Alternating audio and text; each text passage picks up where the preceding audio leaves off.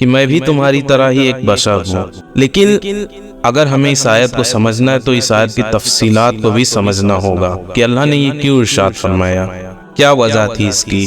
تو اس کی وجہ یہ تھی کہ دو قوم پہلے تو اپنے نبیوں کو اس حد تک پہنچا کے گمراہ اور برباد ہوئی کہ قوموں کا یہ مزاج رہا تھا کہ اگر وہ اللہ کے نبی سے کوئی معجزہ دیکھتے، حیرت انگیز معجزہ دیکھتے تھے تو وہ حیران رہ جاتے تھے اور ان کو اس حد تک پہنچا دیتے تھے جو اصل میں ان میں ہے ہی نہیں۔ تو دو قومیں اسی عقیدے کو رکھ کے برباد ہوئی، ایک یہودی اور ایک عیسائی۔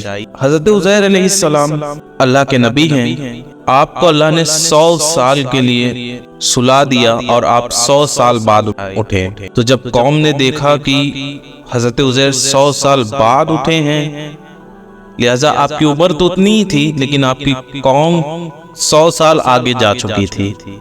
تو جب قوم نے یہ دیکھا تو انہوں نے کیا کہا کہ عزیر اللہ کے بیٹے ہیں، معاذ اللہ۔ عیسائیوں کا بھی یہی کام تھا۔ اور حضرت عیسیٰ علیہ السلام واحد ایسے نبی ہیں جو بنا باپ کے پیدا کیے گئے، آدم علیہ السلام کے بعد۔ حضرت آدم کو تو اللہ نے بنا ماں باپ کے پیدا فرمایا، اور حضرت عیسیٰ علیہ السلام صرف حضرت مریم سے پیدا ہوئے، اور حضرت مریم اتنی پاک دامن تھی کہ ان کو کسی نے ٹچ بھی نہیں کیا تھا۔ تو حضرت عیسیٰ علیہ السلام کو بھی اللہ نے معجزات عطا فرمائے تھے کہ آپ کبھی مٹی سے چڑیا بناتے اور اس میں پھونک مارتے تو وہ جان آ جاتی، اور آپ کا لقب بھی روح اللہ تھا۔ آپ مردوں کو زندہ کر دیا کرتے تھے اللہ کے حکم سے، اور اگر آپ کسی نابینا پہ ہاتھ رکھتے وہ بینائی پا جاتا، کسی کوڑی پہ ہاتھ پھیرتے وہ شفا پا جاتا۔ جب اس حیرت انگیز معجزہ کو انہوں نے دیکھا تو انہوں نے کہہ دیا کہ عیسیٰ اللہ کا بیٹا ہے، معاذ اللہ۔ تو یہ دو قومیں تو ہلاک ہوئی ہی، لیکن اور ایک وجہ یہ ہے اس آیت کے نازل ہونے کا کہ ایک بادشاہ نمرود اور حضرت ابراہیم خلیل اللہ علیہ السلام کے ساتھ ایک مناظرہ ہوا تھا۔ اس مناظرے کو بھی اللہ نے قرآن میں فرمایا ہے۔ تو مناظرہ یہ تھا کہ حضرت ابراہیم علیہ السلام مالک برحق کے سوا کسی اور کو خدا نہیں مانتے تھے، نہ آپ کسی بت کو خدا مانتے تھے، نہ ہی آپ چاند کو خدا مانتے تھے، نہ ہی سورج کو مانتے تھے، نہ آگ اور کسی چیز کو آپ خدا نہیں مانتے تھے سوائے اللہ کے۔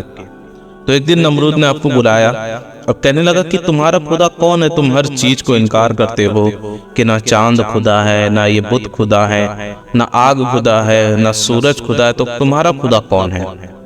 تو حضرت ابراہیم علیہ السلام نے ارشاد فرمایا کہ میرا خدا وہ ہے جو زندگی اور موت کا مالک ہے، جس کے کنٹرول میں زندگی اور موت ہے۔ تو نمرود کہنے لگا زندگی اور موت تو میں بھی دے سکتا ہوں، تو مجھے ہی خدا کیوں نہیں مان لیتا، معاذ اللہ۔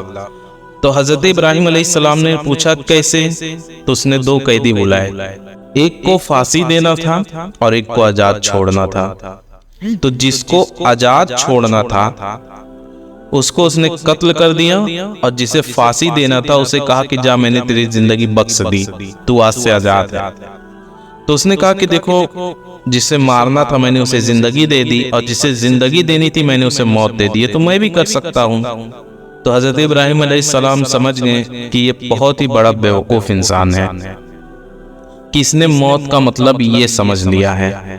تو پھر جو دوسرا چیلنج حضرت ابراہیم خلیل اللہ علی نبینا علیہ السلام نے اسے دیا، وہ یہ دیا، آپ نے فرمایا میرا خدا وہ ہے جو مشرق سے سورج کو نکالتا ہے اور مغرب میں ڈبوتا ہے، اور اگر تو واقعی خدا ہے تو تو کل سورج مغرب سے نکال کے دکھا۔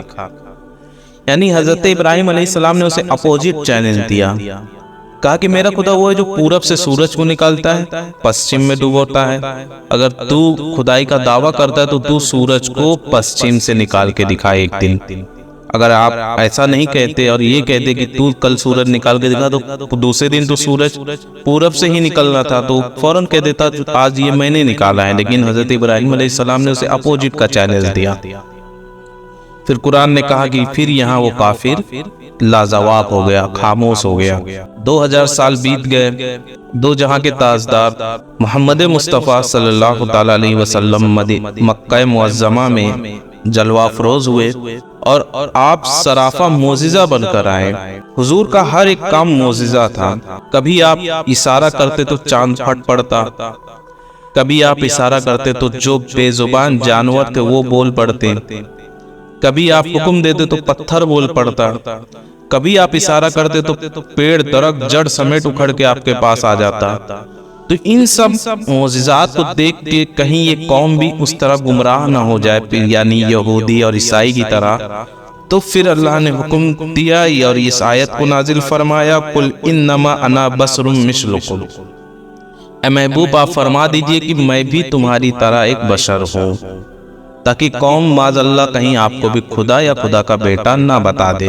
اور تیسری بات یہ تھی کہ حضرت ابراہیم علیہ السلام نے جو نمرود کو چیلنج دیا تھا، اس چیلنج کو پورا کس نے کیا؟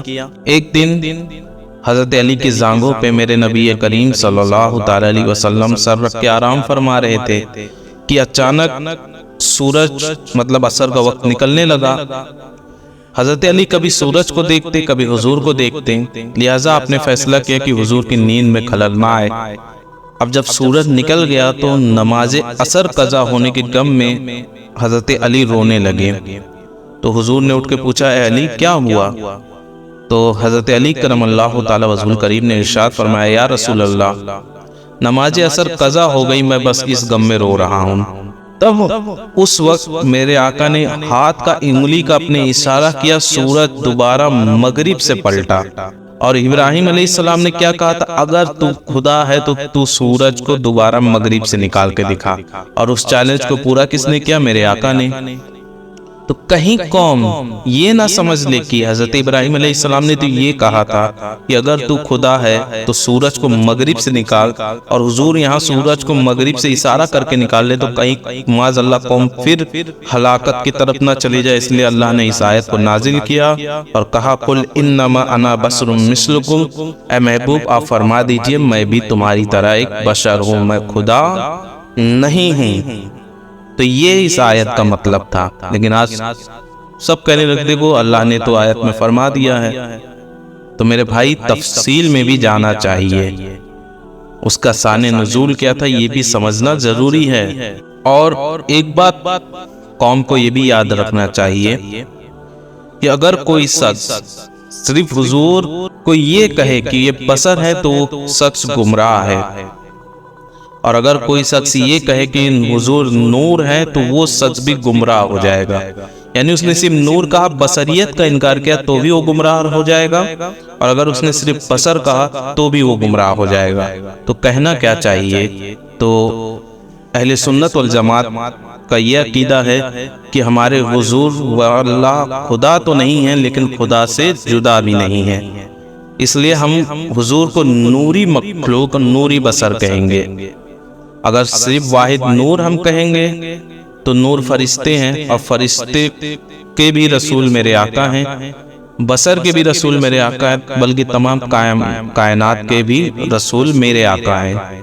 تو ہم فرشتوں سے بھی کمپیئر نہیں کر سکتے، بشر سے بھی کمپیئر آپ کو نہیں کر سکتے ہیں، ورنہ گمراہیت کی طرف آپ چلے جائیں گے۔ تو ہمارے آقا نوری مخلوق ہیں، یعنی نوری بشر ہیں، کیونکہ اللہ نے جہاں یہ آیت کا نازل فرمایا وہاں اللہ نے یہ بھی تو فرمایا نا کہ پھر اے محبوب آپ فرما دیجئے میں تمہاری طرح بشر ہوں، لیکن مجھ پہ وحیوں کا نزول ہوتا رہا ہے، مجھ پہ وحی کا نزول ہوتا ہے۔ تو یہیں سے صاف پتہ چلتا ہے کہ واقعی اللہ کے نبی بشر تو ہیں لیکن ہماری طرح بشر نہیں ہیں۔ ہمارے اوپر وحی کا نزول ہوتا ہے؟ کبھی نہیں۔ تو عقیدے کو درست رکھیے۔ اللہ تعالیٰ سے دعا ہے کہ تمام امت مسلمہ کو ہدایت عطا فرمائے۔ السلام علیکم ورحمۃ اللہ وبرکاتہ۔